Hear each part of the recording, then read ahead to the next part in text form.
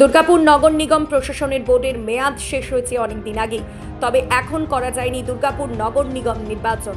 বর্তমানে board of administration দিয়ে চলছে দুর্গাপুর নগর নিগম, যার মাথায় রয়েছেন দুর্গাপুর নগর নিগমের প্রাক্তন মেয়র তথা বর্তমান বোর্ড অফ অ্যাডমিনিস্ট্রেশনের চেয়ারপারসন অনিন্দিতা মুখার্জি ও তার টিমের 4 সদস্য, যারা বর্তমানে দুর্গাপুর নগর নিগম সমস্ত রকমের নাগরিক পরিষেবা দেওয়া থেকে সমস্ত রকমের কাজটা করছেন, পাশাপাশি ধারাবাহিকভাবে চালিয়ে যাচ্ছেন।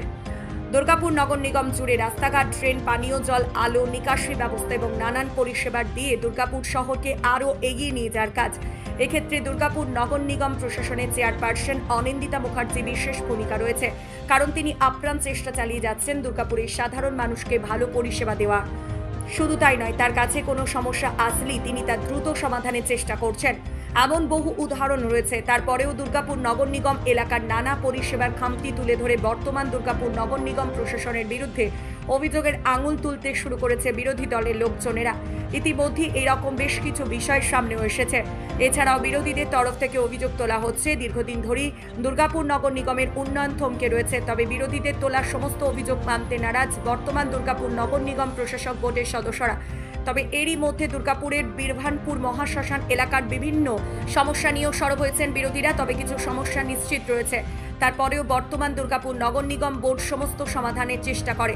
সেই বিষয়টিও এবার সামনে এসেছে, কারণ দুর্গাপুরের গুরুত্বপূর্ণ এই বীরভনপুর মহাশ্মশানের নানান বিষয় নিয়ে দুর্গাপুর নগর নিগম প্রশাসনের চেয়ারপারসন অনিন্দিতা মুখার্জির কাছে জানতে চাওয়া হলে তিনি পরিষ্কারভাবে আমাদের জানান। আর সাংবাদিক ভাই জানতে চেয়েছেন যে বীরভানপুর মহাশ্মশানের সম্পর্কে যে কথা বলা হয়েছে, যে বিরাট দুরবস্থা, কিছু দেখা হয় না, পুরসভা নির্বিকার। আপনাদের অবগতির জন্য জানাই যে আজ থেকে প্রায় 3-4 মাস আগে বীরভানপুর শ্মশানে আমরা গিয়ে পরিদর্শন করে, অর্থাৎ আমরা বোর্ড অফ অ্যাডমিনিস্ট্রেটরস, আপনাদের এই সমস্ত খবর বেরোনো, মানুষের কথা বলা, বিবৃতি দেওয়ার অনেক আগে আমরা ওখানে গিয়ে দেখে আসি এবং মানুষের পরিষেবার জন্য চিন্তা করি যে কিভাবে আরও সুন্দর করে ওটাকে গড়ে তোলা যায়। তার জন্যে আমরা যেটা ক্রিমেটোরিয়ামে ধরুন ওইখানে টয়লেট, গেস্ট রুম, যেগুলো আমাদের পূর্বতন মেয়র যিনি ছিলেন অপূর্ব মুখোপাধ্যায়, তার সময় এসি রুম হয়েছিল যারা শ্মশান বন্ধু যারা যাবেন তাদের ওয়েট করার জন্যে, এবং সেখানে বাথরুমগুলোর ব্যবস্থা করা হয়েছিল। সেগুলোকে ভালোভাবে ব্যবহার না করায়, মানুষজন অত্যন্ত খারাপভাবে ব্যবহার করায় সেগুলো বিকল হয়ে পড়েছিল, এসিটাও খারাপ হয়ে গেছিলো। অলরেডি সেখানে আমাদের টেন্ডার ফ্লোট করা হয়ে গেছে। তার জন্য আমি 11,26,898 টাকা বরাদ্দ হচ্ছে, যে ওখানে একটা শেড করতে চেয়েছি আমরা, যে একটা শেড থাকবে যেখানে শ্মশান বন্ধুরা এসে বসবেন, সেখানে পাখা লাগিয়ে দেবো এবং বসার চেয়ার হবে যাতে সেই অঞ্চলে মানুষরা বসে থাকতে পারেন, এবং ওখানে পানীয় জলেরও ব্যবস্থা থাকবে। 18,70,630 টাকা।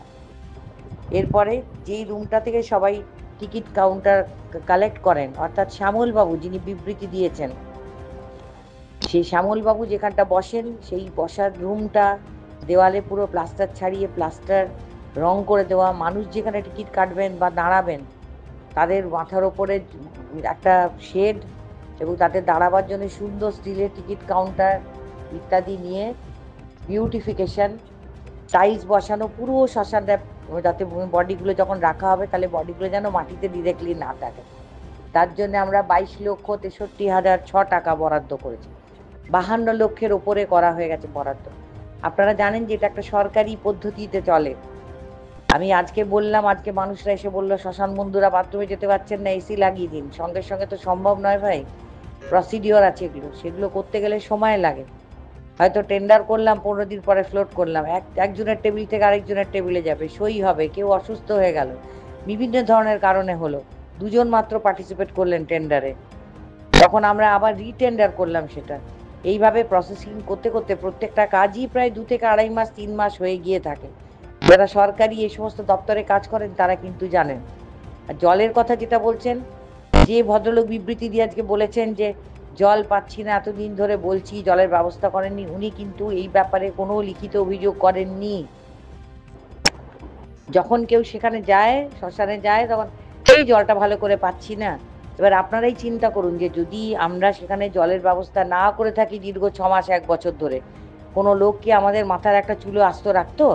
শ্মশান বন্ধু যারা যাচ্ছেন সেখানে জল পাচ্ছেন না, এটা হতে পারে কি একদিন বা দুদিন জলের ডিস্টারবেন্স হয়েছে, ওখানে অলরেডি ডিপিএল এর একটা লাইন আছে যেখানে থেকে ওরা জল সরবরাহ পেয়ে থাকেন, এবং আমরাও কিছু স্ট্রিট ট্যাপ ওখানে বানিয়ে দিয়েছি, মানে কিছু এমনি বাড়তি ট্যাপ, সেগুলোতে জল আসে। ইদানিং সেখানে টাইলসের কাজ হওয়ার জন্য, খোঁড়াখুড়ি করার জন্য হয়তো ট্যাপে জল কম আসছে। বেশ কিছুদিন আগে যখন 1 থেকে 1.5 মাস আগে ওখানে কোনো একটা অনুষ্ঠানে আমি গেছিলাম, ওনারা বলেছিলেন যে সেখানে একটা পাইপ যেটা দেওয়া ছিল, জলের যে পাইপটা ছিল সেটা একটু ড্যামেজ হয়ে গেছে। ইমিডিয়েটলি এসে বলা হয়ে গেছে, ব্যবস্থা করা হয়ে গেছে, টেন্ডার করা হচ্ছে, ইমিডিয়েটলি সেটা রিমুভ করে দেওয়া হবে। কেমন? আর ওয়াটার এটিএমটা যদি কথা বলে থাকেন, তো সত্যি করেই ওয়াটার এটিএমটা বছর 4 আগে লাগানো হয়েছে, একদিনও কাজ করেনি। এটার ব্যাপারে ওনারা সেভাবে অভিযোগও করেননি, আমরা ইনিশিয়েটিভ নিইনি। আপনারা জানেন যে আমাদের এতগুলো প্রপার্টি সারা দুর্গাপুর জুড়ে 5 জন মানুষ অক্লান্ত পরিশ্রম করে কর্পোরেশন চালাচ্ছি। ঠিক টাইমে ঠিক তাদেরকে আমাদেরকে বলতে হবে যে দিদি আমাদের এই এটিএমটা, ওয়াটার এটিএমটা প্লিজ দেখুন। 1 থেকে 2 বার তো তাদের বলতেই হবে ভাই। তো তারা আর বলেননি।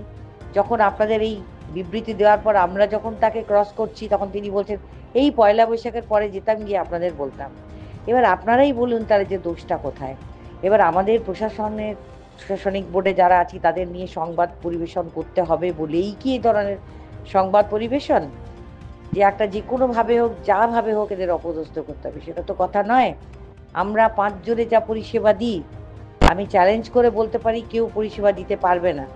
প্রচুর বড় বড় শহরে আমি ঘুরে আসি এবং দেখেছি, সেখানেও রাস্তার ধারে, মুম্বাই বলুন, সেখানেও বস্তি, সেখানেও রাস্তার ধারে ময়লা জড়ো হয়ে আছে, সেখানেও রাস্তা দিয়ে জল বয়ে যাচ্ছে। কলকাতা মহানগরীতে বেশ কিছু জায়গায়